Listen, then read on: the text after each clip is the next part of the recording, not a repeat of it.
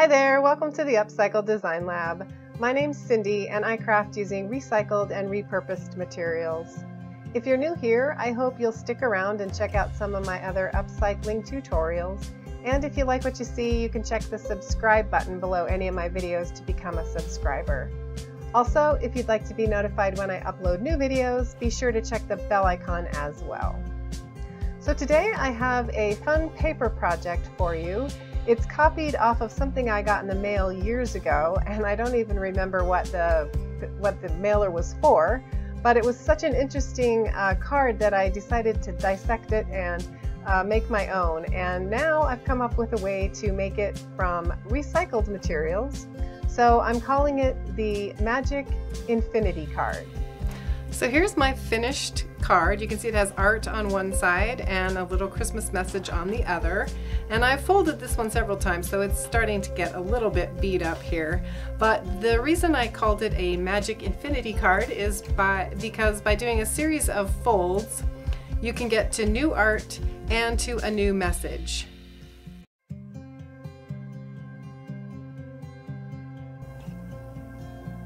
So what I like about this is it's kind of a fun little puzzle to give people in addition to giving them a card.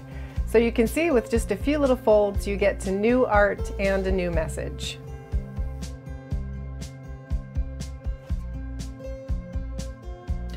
So the first thing you need is your 4 pieces of art for this project, and you can pretty much make the card any size you want. You just need to make sure that you're working with a square shape.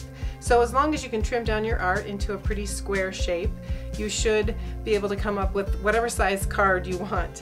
And I'm using some excess Christmas cards here. You could certainly use a Christmas card that had already been used. You just wouldn't be able to use the inside of it. But you could use the art if you had a Christmas card that you really liked and wanted to reuse. You can use your old worn out gift bags, and you could certainly do this for Christmas, birthdays, any holiday that you wanted to, you can make these cards for. So I'm going to be working with 3 different sizes here. These 2 are going to be made into a 4-inch or 4.5-inch finished card. This is going to be a 5-inch card, and I think I can get a 6-inch card out of this, just to show you that you can make this in any multiple type of sizes. So for my first card, I'm going to use these 2 pieces of art, and then I can use this piece because it'll cut into a nice square. I'm going to have to figure out something else for this piece since the art doesn't fit in my 4-inch square, but we'll get to that in a minute. So for my first, you can certainly use a ruler and measure and draw a square and cut any size square you want. But if you have the right size quilting square and a rotary cutter and a mat, you can make the cutting go much faster. Now I wish this was clear so I could see through it a little bit better, but I think that I can line it up to get a fairly good little slice of the art into a nice square shape. So I'm going to go ahead and cut my 4 squares using my rotary cutter. One thing I should have mentioned earlier is that you can use pretty much any art or paper, but you want to use sort of a heavyweight paper. So if you're using a really light paper, you probably want to glue it to some cardstock first.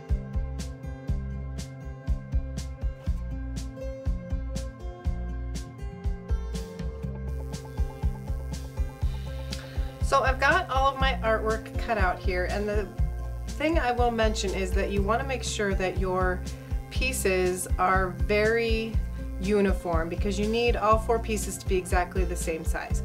So on my smallest card here, I just have the 2 sides, the art, and then I stole some art from a couple of cards to put on the other side. For this middle-sized card, I had some art that would work from the card as well. And then I just cut, on this piece, I just cut a blank piece of cardstock that I will probably use my stamp set here and some ink just to put a message on or do some artwork before I cut it. So I'll kind of make my own artwork for this last piece here. And again, for these bigger pieces, I just cut some cardstock that I'll add my own art to. So from here on out, I'm just going to switch to my smaller set here so that I don't get things too confusing, because this part you really have to keep straight or you can totally mess up the whole project. So I'll get my larger cards out of the way here. And now I'm going to refer back to my card that's ready to go here. So like I said, you can make this any way you want. So I could put my art on the outside, or my art on one side, so that it was like this, and then the other side was art, or you can put the words with the art. You kind of have to decide the way, however you want to pair up your pieces of art. So for this one, I'm going to do a similar idea to this. I'm going to have art on one side and then a message on the other. So I'm going to pair up my little bunny rabbit with this message, and I'll pair up the little barn scene with this message. So for the purposes of keeping everything straight and the way that I've drawn out the templates to follow, this will be the first piece of art, the second piece, the third piece, and the fourth piece of art. And just so you match it up on here, this is the first piece, second piece, then the inside art is the third piece, and the inside words are the fourth piece. Hopefully that makes some sense. So what I want to do is on the back side, I'm going to draw a line from corner to corner on all of my art.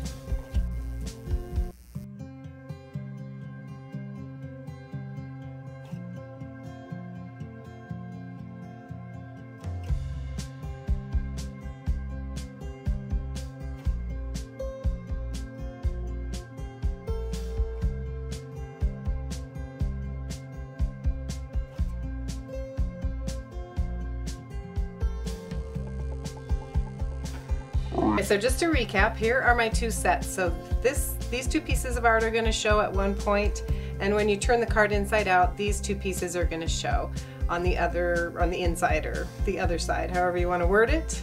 So this is pair 1 and this is pair 2. So again, this is art piece 1, 2, 3, and 4. So what I want to do is I want to number all of my pieces on all of the 4 cards, and I want to start with the top piece being number 1.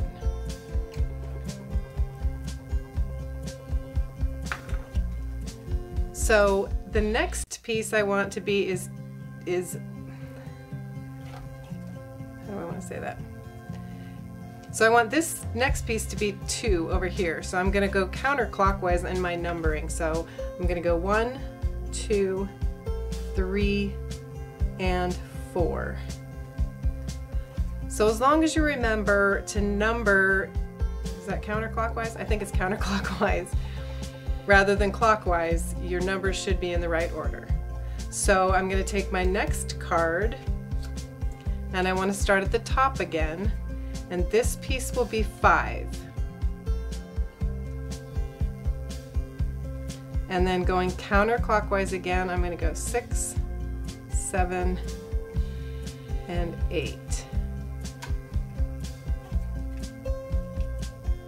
I'm going to go to my next piece, and the top piece will be 9.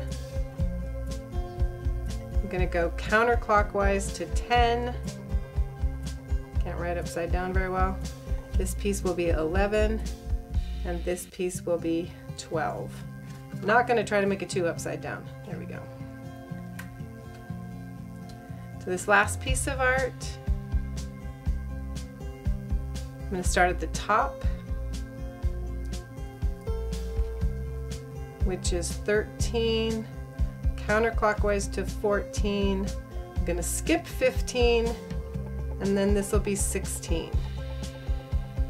The reason I'm skipping 15 is because we have to do a little special thing with it. So put these other ones aside here for a second. So for this last section, that's going to be 15, we want to split it right down from the center to the middle. So I just want to make sure I get everything square, and I will draw a line from the center down to the edge.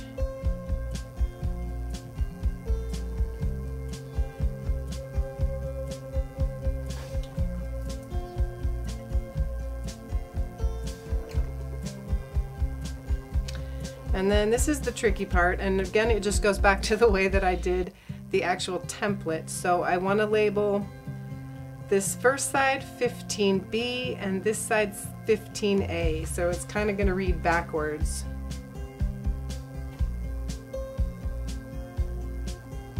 But that's because we want this front side to be A and this side to be B, so on the back it reads backwards. So just make sure that you have your last piece labeled this way.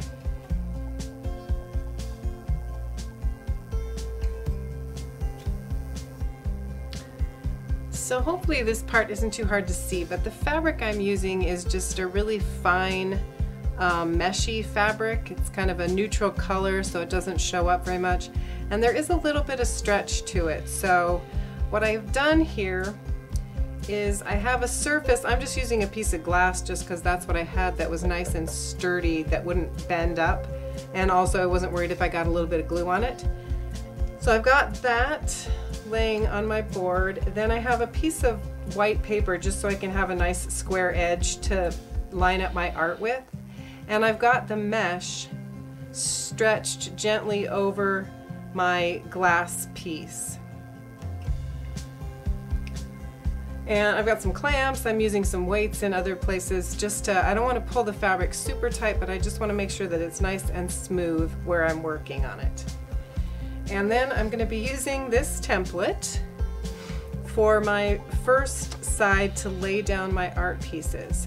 So what I want to do is I want to go back to all my little art pieces, and I'm going to go ahead and cut them, and then I'm going to sort them between odd numbers and even numbers. And when we come back with the glue, we're going to just be using the even numbered art.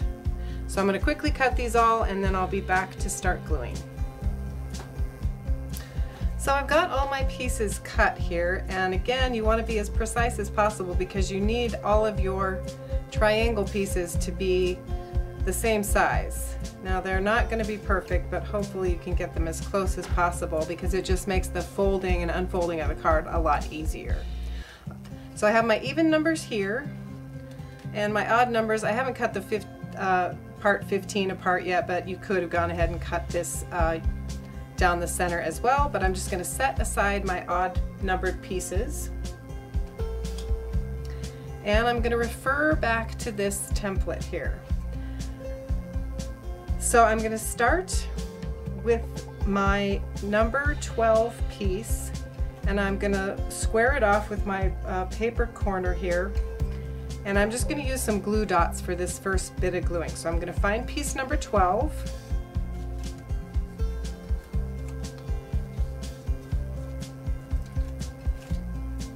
I'm going to take my glue dots. I'm using removable glue dots.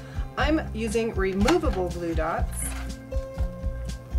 just because I don't want too much to stick to the paper underneath the mesh here, but you could probably use the permanent ones too. It wouldn't really hurt anything.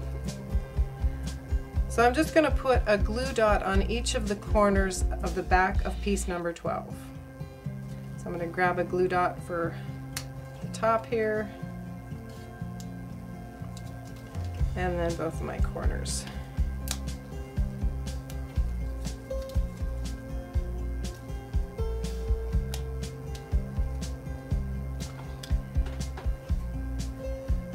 And let's see, hopefully you can see this top corner. Maybe I need to move this a little bit.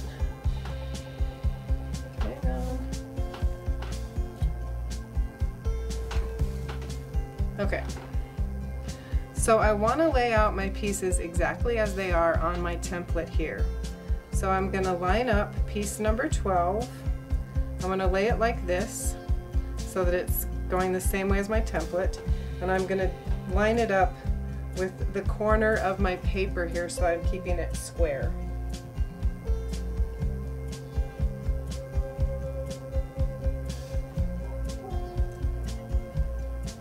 And once I have it in place, I can just press down on my glue dots and it should stay in place. Make this a little bit more. All right. So the next piece I'm going to use is piece number 14. I'm going to go ahead and put 3 glue dots on it as well.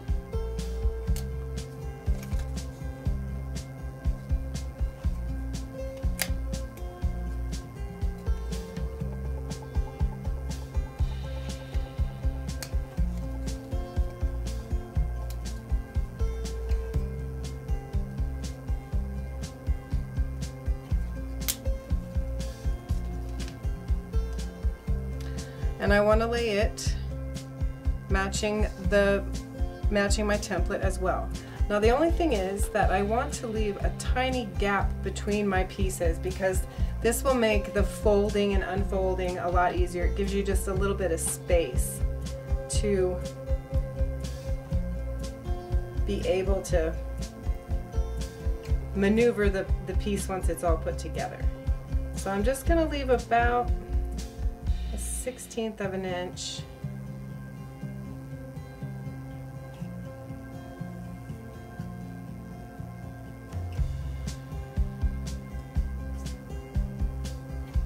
I don't know if you can see that or not, but there's just a tiny bit of a gap in between on the diagonal here.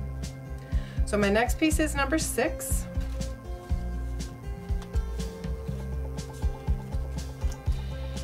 I'm going to grab the glue dots again.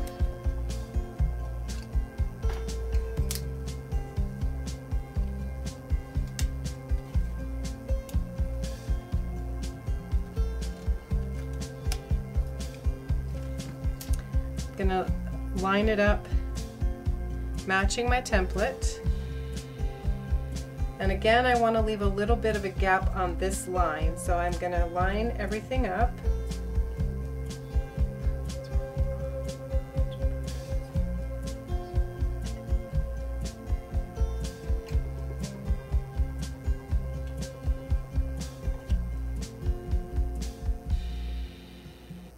Keeping it square, but leaving a tiny bit of a gap between the pieces.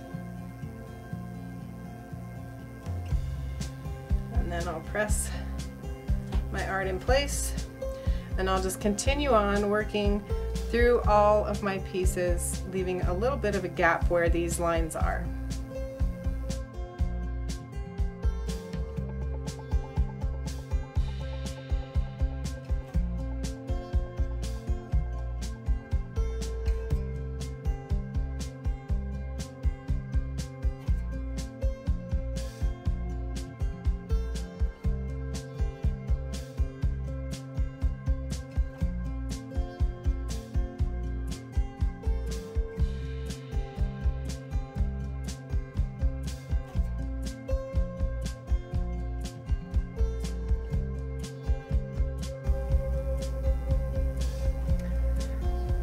So here's just a little closer look at my spacing. It's not perfect.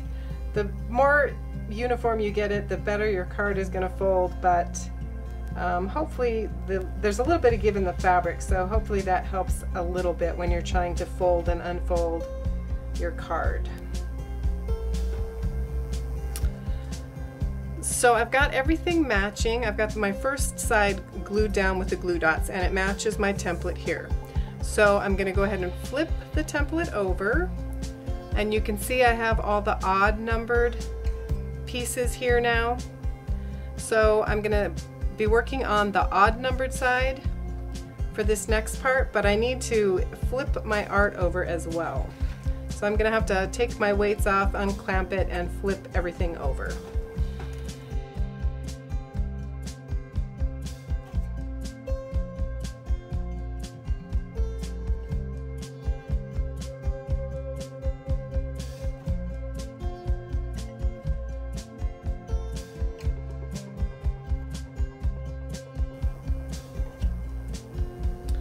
I've got my art flipped over and kind of weighted back down to keep my fabric stretched out, not tightly, but just sort of smoothly. And when I flipped my art over, I did invert the top, so the top is up here now. So I want to make sure that I have my template going the right direction as well.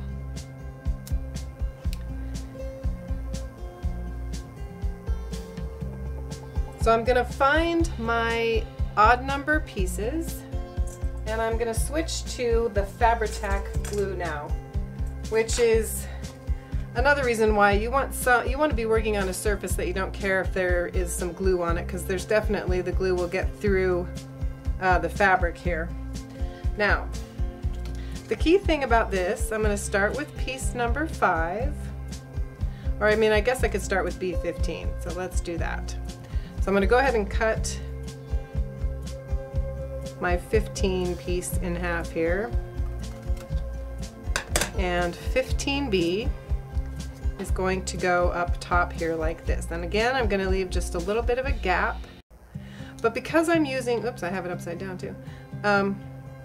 Because I'm using the Fabri-Tac glue, I want to put a little something under here to catch a lot of the glue, since I've got this meshy fabric, and I can go ahead and trim off the excess. So I've just got a piece under here with a little bit of a gap. I'm going to find my Fabri-Tac glue and glue this first piece down.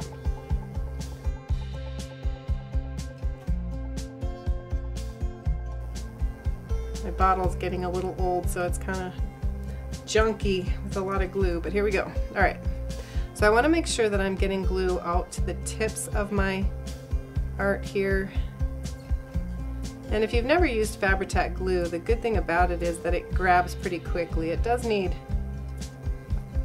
I don't know if it's 12 hours, 24 hours, I can't remember, but it does need some time to actually cure and dry, but it will grip right away, unlike other glues.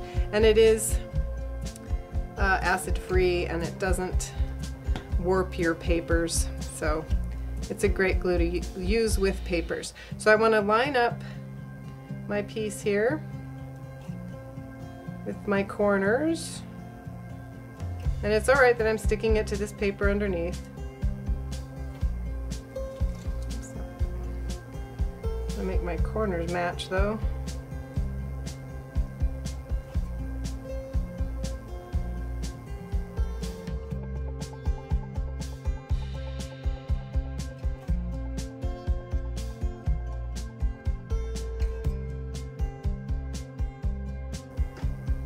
So I've got B15 in place. So the next piece I'm going to use is 5. So let me find that piece. Now the thing is that I'm not going to put it on this way, I'm going to put it across my pieces. So I'm going to put the glue on, and then I will match up my corners, keep it square, but it's going to go opposite direction from my art on the other side. Oops.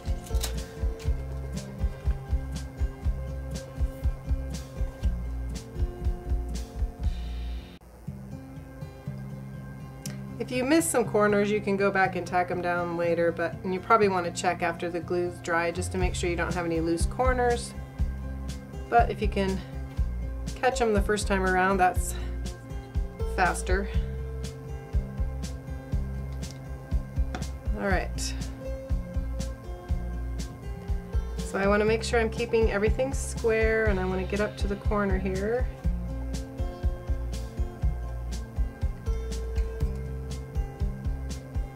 I'm going to press that piece in place.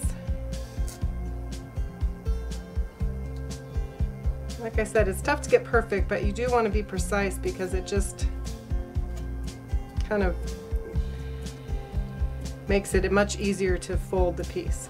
Alright, so I'm just going to continue on just like I did on the other side until I get down to 15A, and then we'll stop again and I'll do that slower, but I'm just going to go ahead and put the pieces on my art here following my template.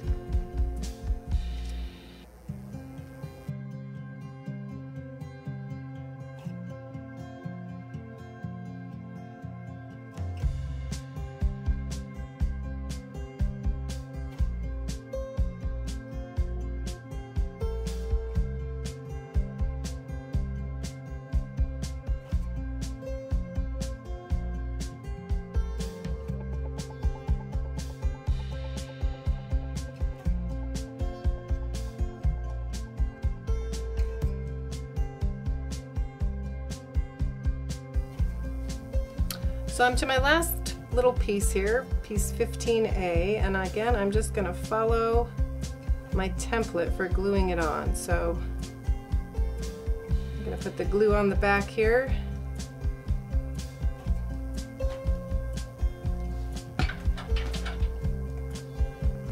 And then you can see how it's positioned on this template.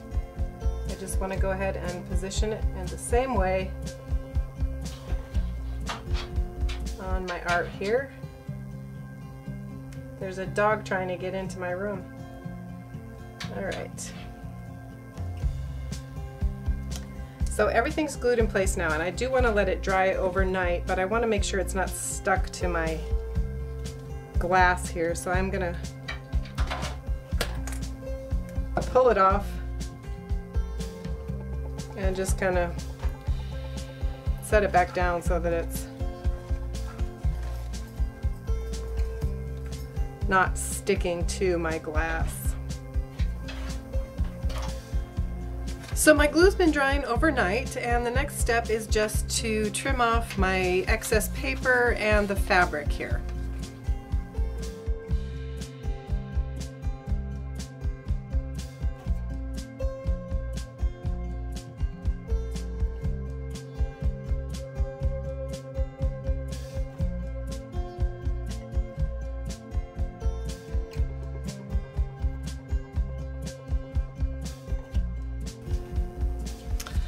Alright, so we're to the point where we find out whether we did everything correctly or not, but the first thing I want to do is I want to go ahead and fold along my diagonals going both directions. So I can fold it this way,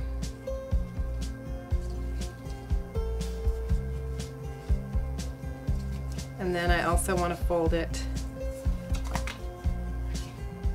this way.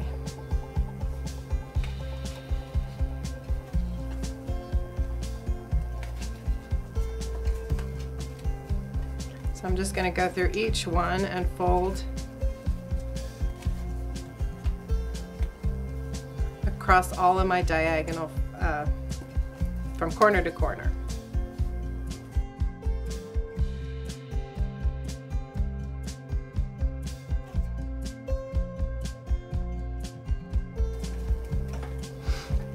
So once I've folded all of my diagonals, I should be able to fold up my art so that my original little piece of art is showing. I don't know how to best to describe how I'm doing this, but hopefully you can just match up your artwork so that if you start at the bottom, this was the first part, or this is the art piece number 1, my little bunny rabbit, so I'm just going to try and fold it until I get all of that art showing. And then if you flip it over, you can see that I have the little tab here. And that is actually going to go inside to the only other place where there isn't any art. So hopefully this makes sense. So I've got my rabbit here, but I want to fold up this one edge, and so you can see I have a little bit of art here and a little bit of art here, so I don't want to glue there. I want to flip this over, and I want to glue this piece to this piece. Those are my two pieces that don't have any art.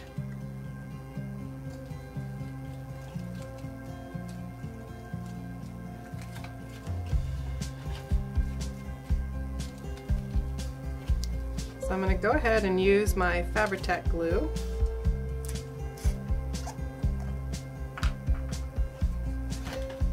That I can place here.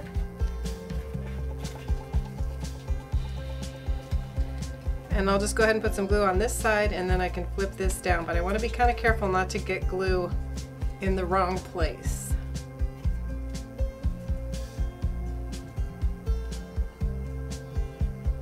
So I want to get close to the edges, but I want to make sure I'm not pushing it out into the art where it shouldn't go.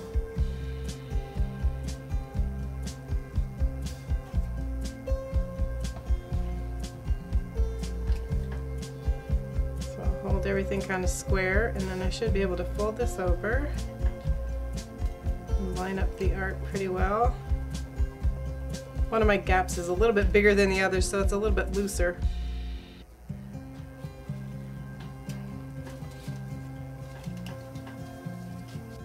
So here are my 3 finished cards. You can see the different sizes. And one comment that I will make, this is the one I made where I left a fairly big gap. So you can see it's very floppy and the art doesn't fit together as tightly maybe as you would like it to. The one good thing about it is that it's very easy to fold. The corners and edges don't get caught. So it's very easy to turn inside out and back again. But like I said, it's not great for wording if there's a little bit too much of a gap, I think. So on this next one, when I made it, I butted the pieces right up together, and you can see that after folding it a couple of times, it's already torn a little bit, which is just gonna happen probably because these aren't the perfect, you know, they're not exactly the same size. But so when you're if you decide to make yours very tightly together, when you're folding them, you are going to want to use a little more care in opening and closing them. They can get caught down at the bottom of the corners down in here. Like this, I can tell is already caught. So I kind of want to pull it gently so I'm not going to tear it.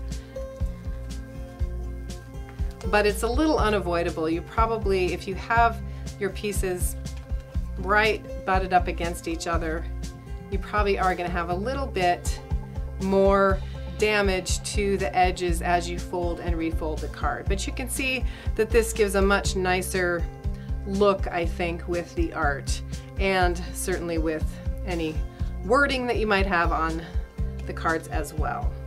So this last one, I think maybe is sort of the sweet spot. I left just kind of a hairline gap between the pieces, and it seems to be easy to fold, and it's not tearing up the art too much either. You may have places where it catches, and if it does, you just want to kind of gently push that open so that you're not tearing the paper too much. Some of it's unavoidable. Like I said, the more you work with them, the more you fold them, the more they are going to kind of get a little beat up. But any of them will work. You can kind of decide how you want to go about doing your cards. I left a couple of these blank on the back just so that you could put your own message on there. And you can use, like I said, you can use your own art, you could use cards, you can use this one is made out of the gift bags. It's kind of just up to you. So I'm going to slow this down and refold one of these using the step-by-step process. Before I do this step-by-step folding, I just wanted to mention that I will link to these 2 things. There will be printable versions of these in the comment section. So I've got a folding instructions, and then I've got a template for how you want to glue the pieces if you're making a card. If you do give somebody a card, you're going to want to be sure to give them the instructions so they can figure out how to fold and unfold it. And like I said, you can link to printable documents for both of these in the comment section of this video. So I'm going to use my biggest card to demonstrate this step-by-step folding. And you can fold along any diagonal, so it really doesn't matter. I'm just going to fold it across my diagonal fold. And then you'll notice that there's sort of a thicker side and a thinner side. And sometimes, and there's a seam right down the middle, and sometimes the seam gets caught. But as long as you're pulling the thick side, they're opposite each other. So pull the thick sides apart from each other. You may have to kind of coax that seam open, but it should open up and flatten out into a square. Then you'll have a little opening here. You can pull that up and you have sort of a house shape. Then you want to turn it over, and this opening here you're going to pull towards you so that you turn into sort of a rectangular shape. Now you've got your big triangle pointing up, I guess. And if you can kind of open it into a square at this point. So what I want to do is I want to take this seam and rotate it just one time so that I'm pulling it toward me and flattening it out. So now I have a triangle that's pointing down. And I also have an open seam here. So I'm going to pull that, and like again, you might have the seam or the edges kind of getting caught, which I do a little bit. So I'm going to gently push them apart and flatten that out.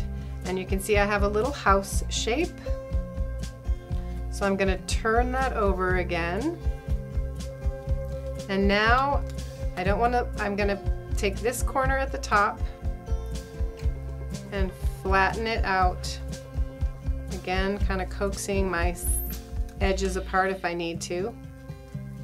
And then that flattens into a square.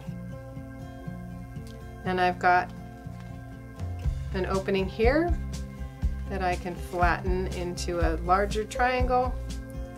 And then all I need to do is open it up, and I'm back to my little snowman reindeer art.